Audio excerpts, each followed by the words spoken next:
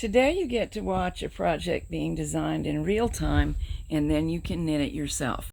Believe me, I don't get every project right the first time, but this time I did, and that's always fun. This is definitely a project for using up odds and ends.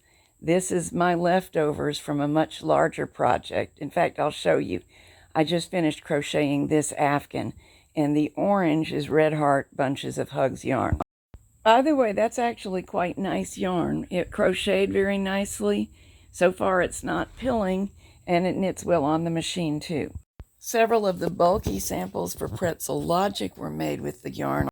Pretzel Logic is sold as volume 2 of Mostly Classic Cables. They come together as a set now, and the snooze sack, etc.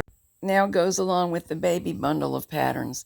I'll put a little more information and links to where you can read the details and buy them if they interest you in the program notes. I only had about half an ounce, 32 yards to work with.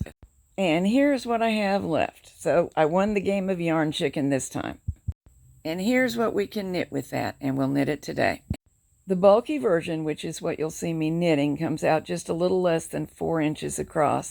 You can use the same instructions with appropriate yarn on mid-gauge and standard machines, and they'll just be a little smaller. These will be fun seasonal decorations to add to wreaths, decorate the table, fill a bowl with them, give as party favors. So, on to knitting. First of all, I'm going to lower the stitch size from what I would normally use for this yarn to 4. We want a fairly firm fabric. Bring forward 13 needles, spaced every other needle, and knit across them. Of course, these aren't real stitches, and in this case, that's exactly what we want. If you don't have a comb like mine, start and waste yarn. Use every other needle, and in your case, you will gather the bottom just as the top was gathered. Add 1 needle to work at the right. Wrap the yarn tail at the right around it so it will knit off this row, because we want a total of 26. And bring the intervening needles forward that were not in use, including the one we already placed into work, and knit. Now knit in plain stockinette until a total of 36 rows have been completed. That's all the knitting.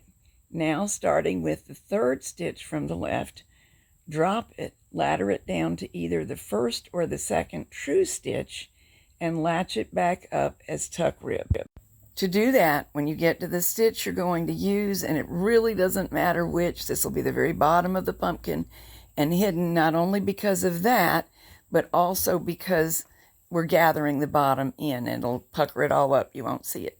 So put that stitch on your latch tool, then slide the tool behind the 1st rung, grab the 2nd rung, pull through, and continue working up the column of stitches in that manner. Behind 1 rung, pulling through the next one. We're making manual tuck ribbing. And we will do that every 4th stitch across the work, starting, as I mentioned, with stitch number 3. Hang the final stitch that's on the hook on the original needle, move across, count over 4, and repeat the process.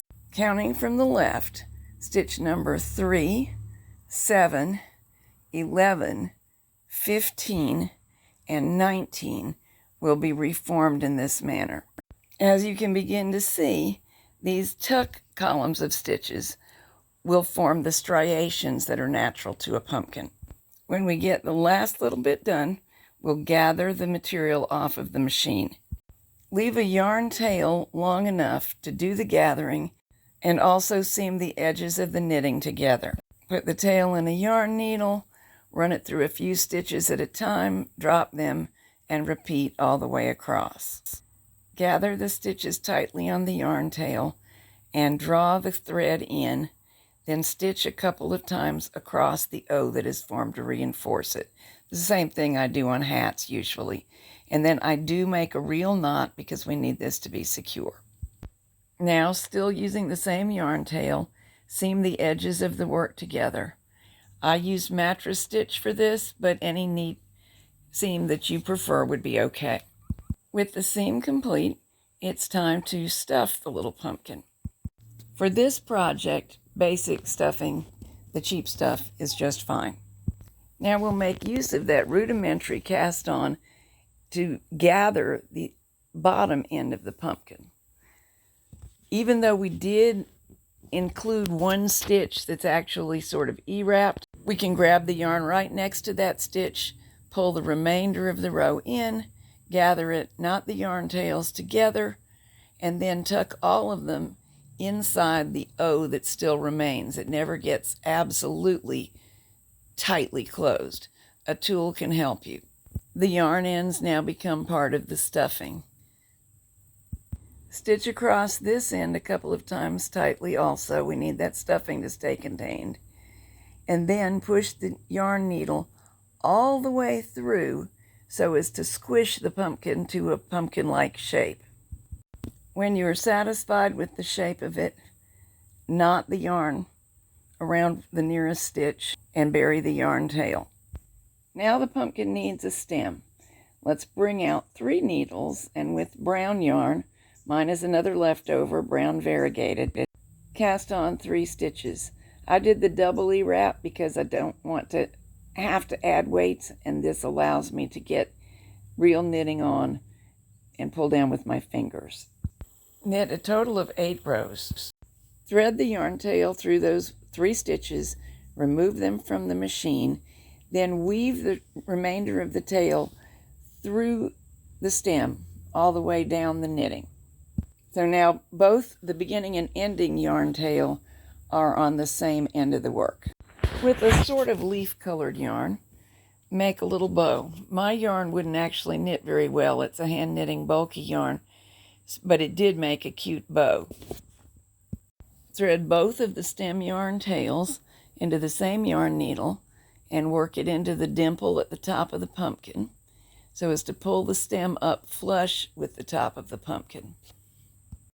Sew the bow to the dimple in the top of the pumpkin right next to the stem with the same yarn. Pull the yarn tails to organize them so that they're all straight and you can knot them together securely. Then use either a yarn needle or the latch tool to pull them inside of the stuffed pumpkin where they disappear. You can pull right through the other side of the fabric, pull it a little hard so it dimples, snip it flush with the fabric, and then when the pumpkin resumes its natural shape, they will completely disappear. This is truly a quick little project. The prototype took me 30 minutes, including gathering my tools. If you do a dozen of them, I'm positive you'll get faster than that. If you're new, you're going to be slower than that, but that does mean that it's a bite-sized project that a newbie can certainly do in a day and accomplish something useful.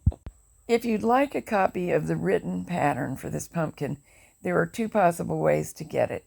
One, if you own Great Knitted Gifts, Volume 3, you will already have gotten a notice that you can now download an additional file. That's the pumpkin pattern because I'm adding it to Volume 3.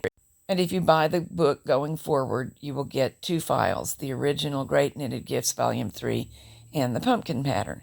Also, sometime in 2023, it will probably appear in Country Knitting of Maine News and Views magazine.